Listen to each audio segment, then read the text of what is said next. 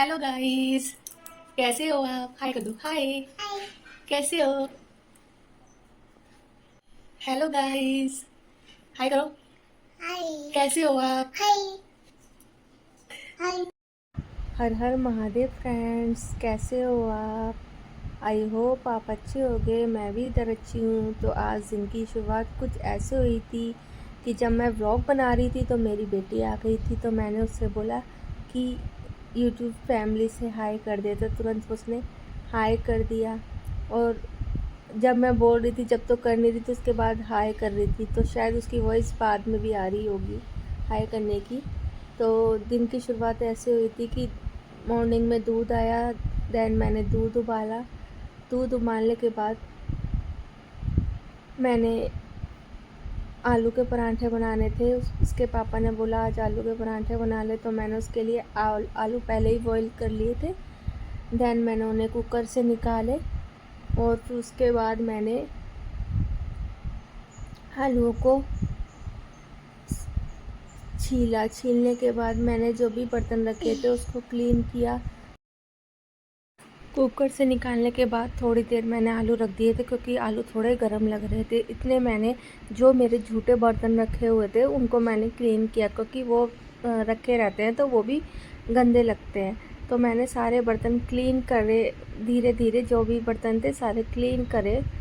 तो जार भी रखा हुआ था, क्योंकि मैंने मॉर्निंग में बनाया था बनाना शेक। तो सारे बर्तन क्लीन करने के बाद और फिर मैंने उसे स्लिप को क्लीन करा, क्योंकि मुझे फैली हुई रसोई बिल्कुल पसंद नहीं है। धीरे धीरे वही हो जाता है कि फैल जाती है सारी रसोई। जब काम करो तो पूरी रसोई धीरे धीरे फैलने लग जाती है। फिर उसको क्लीन करा, पहले सारे बर्तन सेट करे। सेट करने के बाद जो भी था उन्हें जगह पे लगाने के बाद मैंने आलू लिए और आलू लेकर उसे छील आलू छीलने के बाद मैंने थोड़े उसे आलू को फोड़े, क्योंकि आलू थोड़े गर्म थे।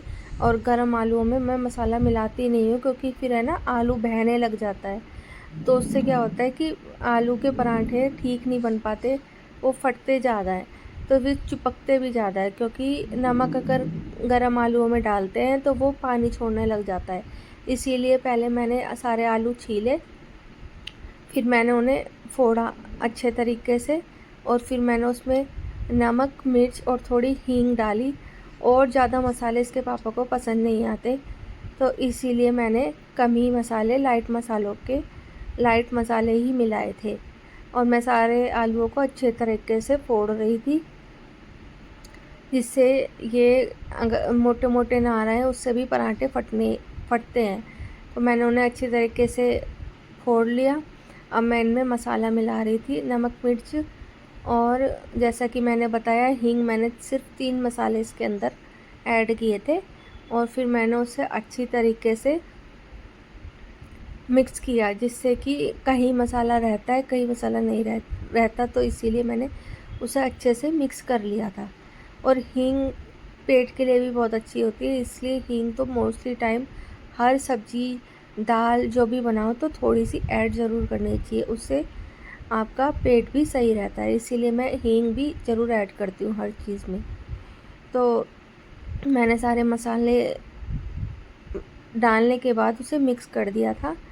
एंड अब मैं सारा डब्बे जो भी थे वो सेट करी थी। अब मैंने स्लिप साफ़ कर दी, क्योंकि थोड़ा बहुत गंदा हो ही जाता है, तो मैं क्लीन करके ही पहले क्लीन करती हूँ, फिर उसके बाद ही स्टार्ट करती हूँ मैं अपना काम।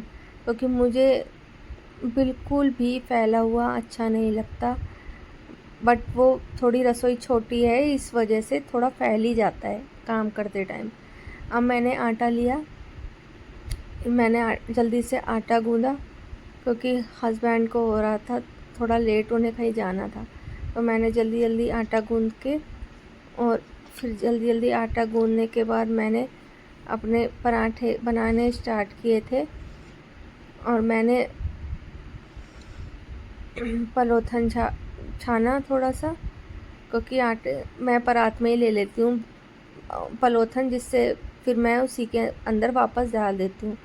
एंड मैंने दोनों को क्लीन किया, चकला बेलन को। जब भी मैं कोई बर्तन रसोई से लेती हूँ तो पहले मैं उसे धो लेती हूँ, क्योंकि मुझे एक हैबिट है कि मैं धो के ही यूज़ करती हूँ, बिना धोए यूज़ नहीं करती।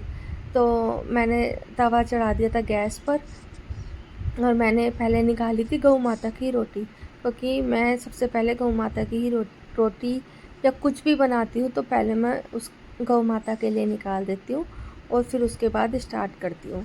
तो मैंने गौ माता की रोटी बनाई, उसके बाद मैंने अपना पराठा बेला। अब मैं गौ माता की रोटी बना रही हूँ। तो मैं गौ माता की रोटी बना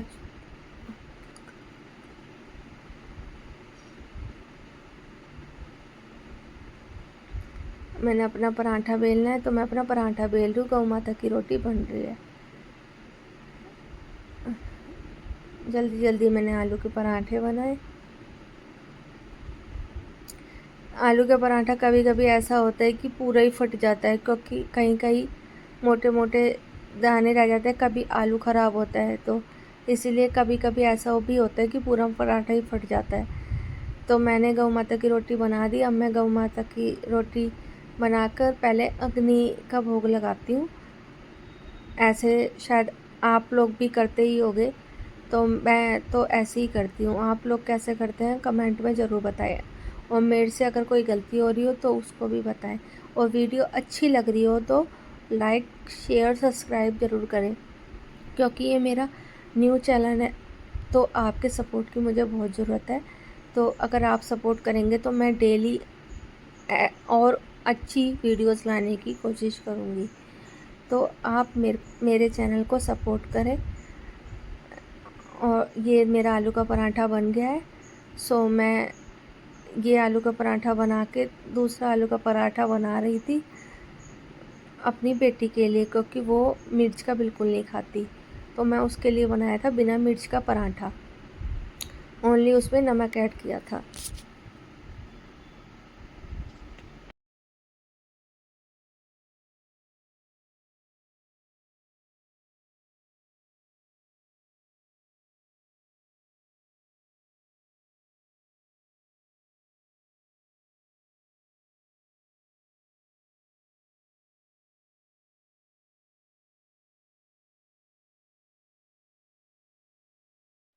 ये मेरी गौ माता की रोटी बन गई थी।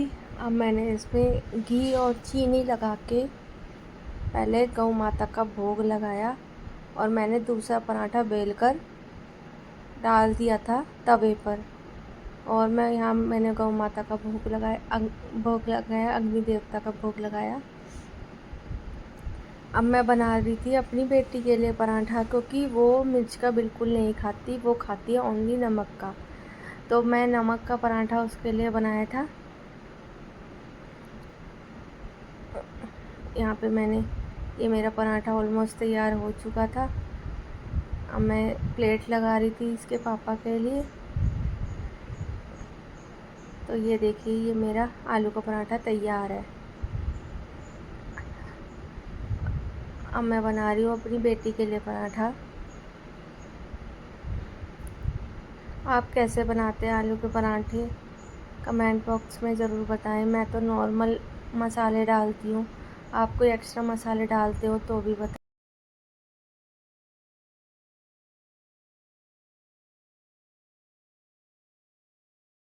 ये मैं बना रही थी अपनी बेटी के लिए आलू का पराठा। So guys, bye bye. अगर मेरी वीडियो अच्छी लगी हो तो लाइक शेयर सब्सक्राइब ज़रूर करें। थैंक